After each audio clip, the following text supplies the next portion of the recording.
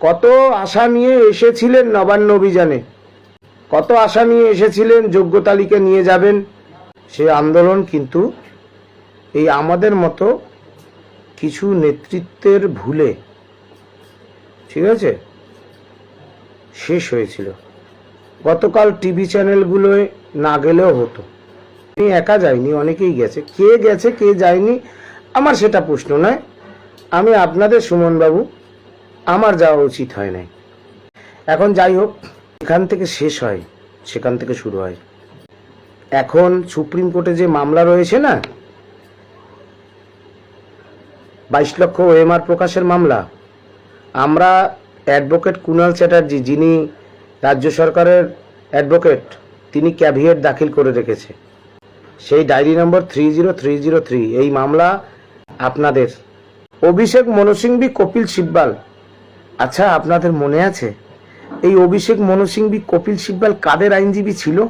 সব থেকে লজ্জার কথা, একজন শিক্ষক, সরকার পক্ষের যিনি অ্যাডভোকেট, তার সাথে কানে কানে কথা বলছে। মানে সম্পর্কটা কোন জায়গায় ভাবুন। প্রিন্সিপাল সেক্রেটারি, আমাকে বড়জোর তিনি বলতে পারেন সম্মানীয় শিক্ষক সুমন বাবু। যদি এরকম বলে সুমন দা বলেন, একজন প্রিন্সিপাল সেক্রেটারি, তার ডেজিগনেশন, তিনি বলছেন, তিনি একজনের নাম ধরে বলছেন, বলুন সুমন দা বলুন। এত প্রেম, এত ভালোবাসা, এত স্মুথ। আমাদের সাথে তো সামান্য সিপি কথা বলতে চায় না, বা সামান্য কাকে বলবেন, একটা মন্ত্রী বলুন বা যাই হোক, কথা বলতে চায় না। মাননীয় শিক্ষামন্ত্রী ব্রাত্য বসু, মাননীয় চেয়ারম্যান সিদ্ধার্থ বসু, আমাদের অধিকার আছে, আমাদের সাথে কথা বলতে চায় না। আর সেখানে প্রিন্সিপাল সেক্রেটারি বলছে, আপনি ঠিকই বলছেন তো, হ্যাঁ, পরীক্ষার নাম্বারে কোথায় সাবজেক্টে কম আছে, কোথায় ওবিসি মামলা, কোথায় ওই পার্সেন্টেজের ব্যাপার, এইসব নিয়ে আলোচনা হচ্ছে। দেখুন, সমস্ত যোগ্যদের মুক্তির পথ 22 লক্ষ ওএমআর। ঝামেলা নাই, বোঝার চেষ্টা করুন। ওই মামলায় আপনারা দিল্লি যান, 2-1 দিনের মধ্যে মামলা, মানে তারিখ পড়বে 2-1 দিনের মধ্যে।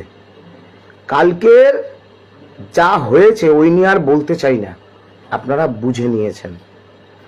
আমি আবারও বলি, আপনাদের যাদের রাগ হয়েছে, অভিমান হয়েছে, আপনারা আরো 10 বার আমাকে গালাগাল দিন। এখন এই ওএমআর ছাড়া আর বাঁচার আমাদের রাস্তা নেই। পরীক্ষার তো কোনো প্রশ্নই নেই। আপনারা কি 10 বছর পর পরীক্ষা দিতে চান? কেন বুঝতে চান না?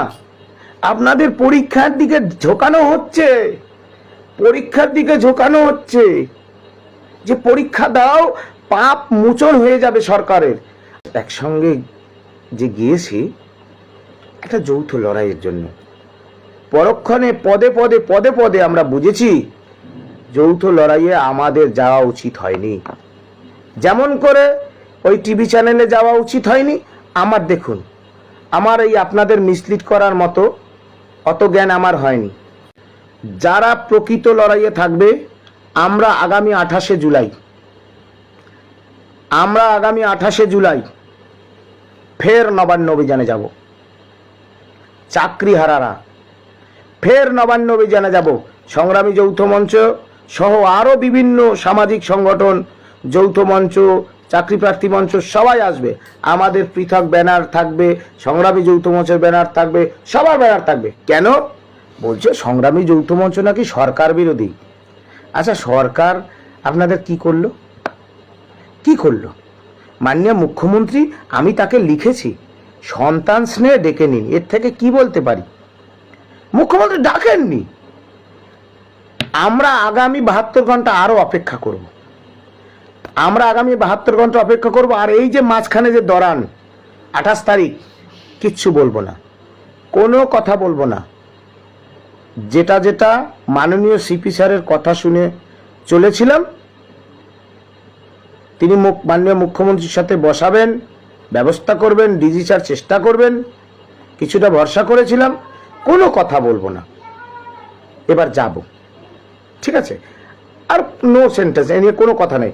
আগামী 28শে জুলাই চাকরি হারারা, আমি যখন বলছি মানে বিষয়টা ভেবেচিন্তেই বলছি, যথাসময়ে বলবো। এখন যেটা বলছি, 28শে জুলাই সংগ্রামী যৌথ মঞ্চ সহ বিভিন্ন সামাজিক সংগঠন, তারা এই যে 2 নম্বর দাবি আমাদের, মানে সেখানে অসংখ্য দাবি আছে। একটা যে শূন্য পদে স্বচ্ছ নিয়োগ, 2 নম্বর দাবি এসএসসি 2016 প্যানেলের সকল যোগ্যদের চাকরি ফেরানোর ব্যবস্থা, আর 22 লক্ষ ওএমআর মামলা সুপ্রিম কোর্ট। দুটো শুনুন, কোনো ন্যারেটিভ নয়। সরকার আপনি ওকে বাঁচান, ভিক্ষা চাই নাকি?